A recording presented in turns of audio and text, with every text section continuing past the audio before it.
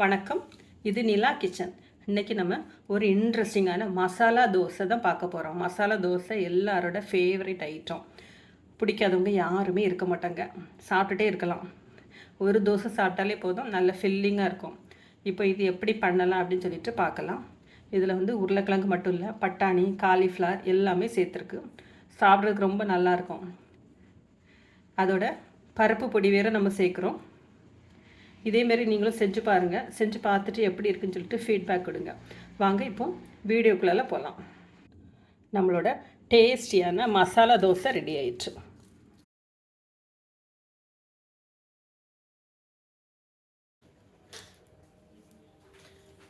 Pan அடுப்பில் வச்சு எண்ணெய் விட்டுடுங்க.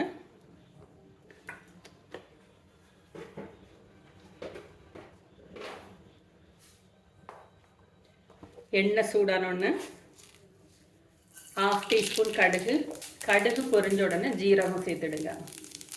ஒரு 1 டீஸ்பூன் அளவுக்கு போட்டுடுங்க.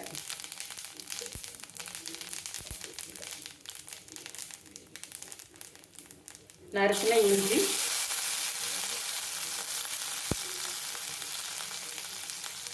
ஒரு நல்ல பெரிய வெங்காயம்,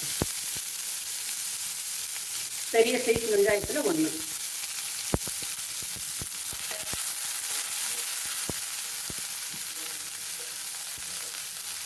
வெங்காயம் வதங்குற அளவுக்கு கொஞ்சமாக உப்பு போட்டு,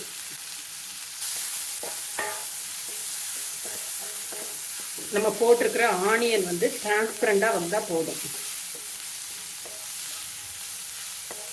கட் பண்ண ஒரு பச்சை மிளகாய், ஒரு தக்காளி,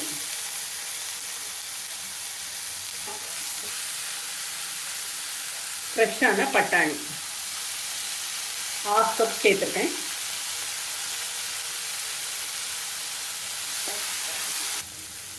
பட்டாணி எல்லாம் வேகிற அளவுக்கு கொஞ்சமாக தண்ணி விட்டுடுறோம். கொஞ்சமாக தண்ணி சேர்த்துக்கிடுவோம். 1/4 டீஸ்பூன் அளவுக்கு மஞ்சள், 1/2 டீஸ்பூன் அளவுக்கு சில்லி பவுடர், 1/2 டீஸ்பூன் அளவுக்கு ஜீரக பொடி,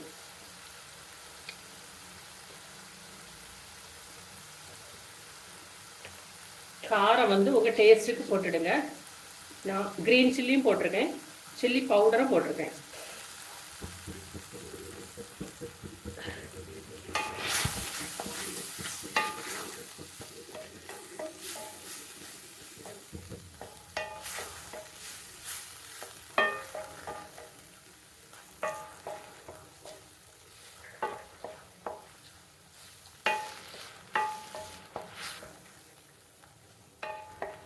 க்ரீன் பீஸ் குக் ஆயிடுச்சு.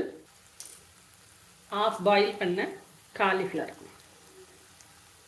பிளான்ச் பண்ணி எடுத்தால் போதும். சுடு தண்ணியில் போட்டுட்டு 2 நிமிஷத்தில் எடுத்துருங்க. 2 உருளைக்கிழங்கு,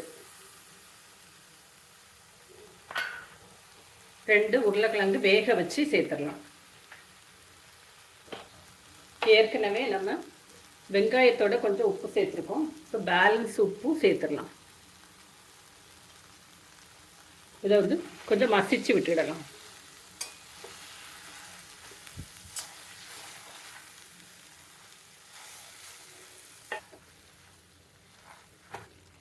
நல்லா மசிஞ்சு ஒன்றா மிக்ஸ் ஆயிடுச்சு.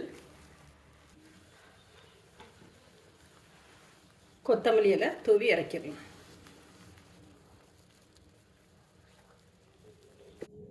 தோசை சட்டி அடுப்பில் வச்சுடுங்க. நல்ல ஸ்மூத்தான பேட்ரு.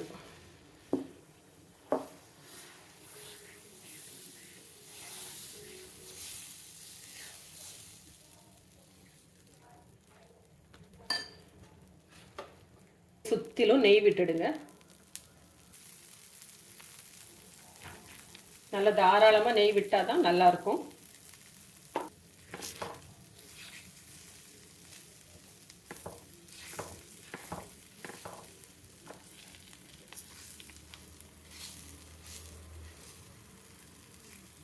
நல்லா ஈவனாக ஸ்ப்ரெட் பண்ணி விடுங்க.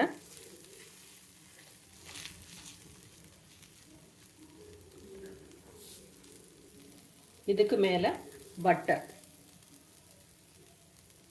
அது நம்ம சாப்பாட்டுக்கு சாப்பிட்ற பருப்பு பொடி, இதுக்கு மேலே பட்டர். அப்படியே மடித்து போட்டுடலாம். நம்மளோட தோசை வந்து எந்த அளவுக்கு வந்திருக்குன்னு பாருங்கள், கிறிஸ்பாக, இல்லை மொறு மொறு மொறுன்னு கிறிஸ்பாக. இதேமாரி நீங்களும் செஞ்சு பாருங்கள். செஞ்சு பார்த்துட்டு எப்படி இருக்குன்னு சொல்லிட்டு ஃபீட்பேக் கொடுங்க. தேங்க்யூ.